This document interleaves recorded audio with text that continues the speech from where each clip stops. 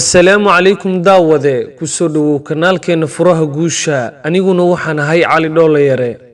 waxaad adigu noolaanaysaa waqtiyada ugu quruxda badan iyo kuwa ugu murugada badan ee nolosha laakiin ma jirto qof garabkaaga baaqi ku ahaanaya ilaa mid gartay qiimahaaga ma ahane marnaba naftaada ha saarin culays aysan xamili karin maxaa yeelay natiijada ka dhalata culayskaas ma noqon doonto mid aad jeclaysato way adag tahay inaad ilowdo qofku siiyey wax badan oo aad ku xasuusato laakiin waa kuu daciifnimo inaad weli sugayso qof ka maarmay noloshaada kaasoo samaystay nolol cusub dib ha u sii eegin albaabka kaa xirmay ee waxaad eegtaa albaabada kale ee kuu furan haddii aad doonayso inaad u iftiinto sida qorraxda oo kale marka hore waa inaad u gubataa sida qorraxda oo kale u dulqaada caqabadaha kaa soo wajahaya xaqiijinta hadafkaaga dulqaadkaaga ayaa kaa dhigi doona mid guulaysta adduunyadu waa sida hadhka oo kale yacni hooska haddii aad eryatid weligaa ma qabanaysid haddiise aad ka soo jeesatid oo aad dhabarka u jeedisid waxay noqonaysaa mid ku soo dabagashaa